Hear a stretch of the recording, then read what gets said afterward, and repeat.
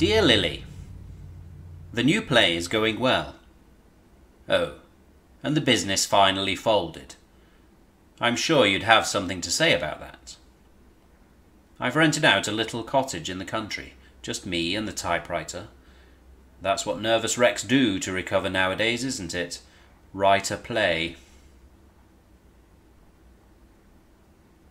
Well, you see, it turns out that writing a play is a longer business than it sounds. I made a great start, but then things slowed down. And then I thought maybe it wasn't such a great start after all, so I threw it out to begin again. Would you read it when it's done? There's a little window overlooking the field, one of the finest views you ever saw.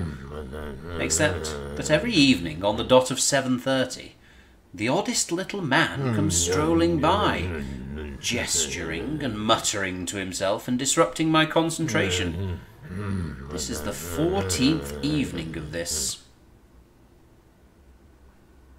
Excuse me! One moment, sir.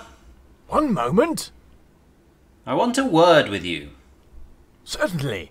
Or if you wish to speak to me for longer, and it wouldn't be asking too much, would you accompany me to the hilltop? And so much to my surprise, I found myself actually going with him.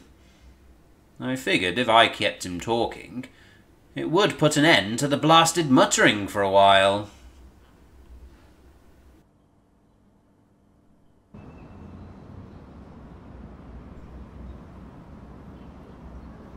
I come here to enjoy the sunset. You don't. Sir? You never look at it. Never looked at it? No. I've watched you 13 nights, and not once have you looked at the sunset. Not once. Oh, well, I enjoy the air. I go along this path... Look, I wanted to talk to you about this noise. Noise? Like this.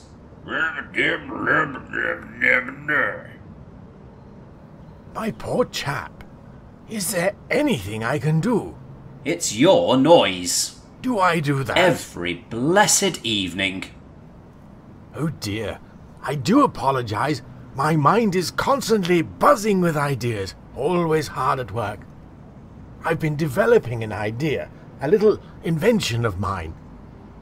Oh dear, but I haven't introduced myself. My name is Cavor. I'm a scientist. Oh? Yes. I've been working on a new substance for some years. Something that, when painted onto something, will make it fall up. Fall up? I wish I'd taken notes for you, Lily, so you could hear this next part the way he described it to me. The excitement in his voice was almost electrifying. I felt sure he hadn't seen a living soul for ages out here in the quiet countryside. But here is the long and short of it. Mr. Cavor, who had once been a professor somewhere or other, claimed he had found a way to make a substance that was immune to gravity. Instead of falling down to Earth, it would bounce up into the sky. Why, Cavor, it's... Yes? It's preposterous. But it's made my evening all the same. I'll tell you what, I'll buy a share. Not for too much, mind. A what? A share. A stake. Where's your factory? Heavens, I don't have a factory. Wouldn't know what to do with one.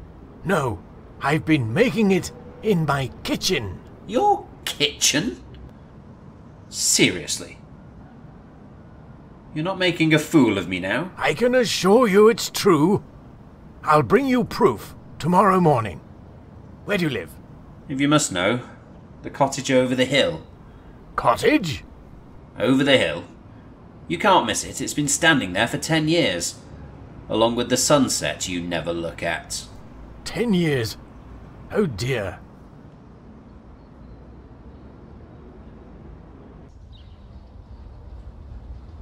Well, night passed and morning came. Sure enough, the animated figure of Cavor came bounding over the hill to greet me in my cottage. In his hands were what looked like a tin of paint and a brush. What on earth was this madman up to? I've done it, Belfast. I worked all night, but now I think I've perfected the formula. Not too early, I hope. I was just having breakfast. Aha! Perfect! What on earth are you doing? Once the liquid cools, the properties should take effect. Observe. Good God! Opaque to the forces of gravity. My apple! A martyr to science. My dear Cavor, do you realise what this means? This could have real implications. Shipping, construction. Get a sheet of this stuff under it and you could lift it with a finger. You'll be a multi-millionaire. Do you think so? You'll need a manager, of course. Thinking up this stuff is half the battle. It needs a business brain, and you, my friend, have found one. I have? I, myself, have just come out of a respectable business, and am looking for a new avenue. You, my friend, are sitting on top of a gold mine. The biggest thing that has happened in modern history. But not if you just sit here painting fruit. No, it needs development. Do you suppose I should patent it? That would be a start, yes. In fact, I would do that before anything else. Keep in mind, people will want to steal this, make it for themselves, and undercut our business. Heavens! I'll have to write down the formula. Definitely. Perhaps do that even before you contact the patent office. Well, Bedford, what can I say? Thank you. I'm glad happenstance has brought us together. Not at all. Not at all. And tell me, what will you call it? Well, I've been pondering this at some length. At first I thought liquid helium, but just lately I struck upon the idea to call it Cavorite, after its creator. Cavorite it is, then. You don't think it's grandiose? My dear chap, you're still thinking far too modestly. You could make passenger cargo weightless, make ships that fly in the air. I like that. What an inspired idea. You can afford to speak grandly. Think big. With this stuff, the sky is the limit. The sky, yes. Thank you, Bradford. I'll make preparations at once. He left right away to go and note down the formula. Heaven forbid he should have forgotten it, or else I wouldn't be telling you this story now. For the seeds of our adventure were sown, and ideas began to take shape in the mind of Mr. Cavor.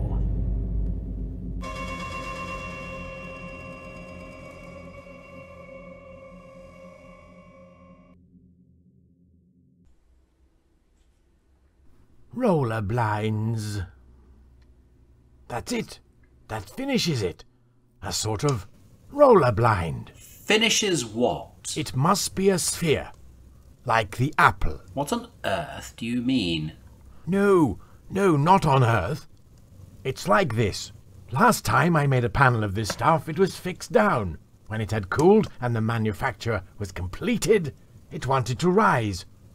The air above it relented, became weightless, and began to siphon out all the air from the rest of the house. If I hadn't released the Cavorite, who knows what would have happened? No, it must be a sphere, and fly off into the air like a rocket. But I still don't understand. Why would you want to send a sphere into the sky? Because I'm going up with it. What? The moon. That's where I'm going, Bedford. The moon. Imagine a sphere large enough to hold 2 people and their luggage. Made of metal, lined with thick glass. It will have a store of solidified air, concentrated food, water, an airtight manhole, and, on the outside, painted over the hull. Cavorites. And to steer the thing, each face will have a sort of roller blind mechanism to control the pull and resistance to the various gravitational bodies around us. But what for? It's just jumping off the world and back again. What would you do when you got there? What would you expect to find? Who knows? That's the exciting thing. There could be rare minerals, ores, gold perhaps, maybe even life. Don't be ludicrous, Cavor. The chances of anything living up there are 1,000,000 to 1.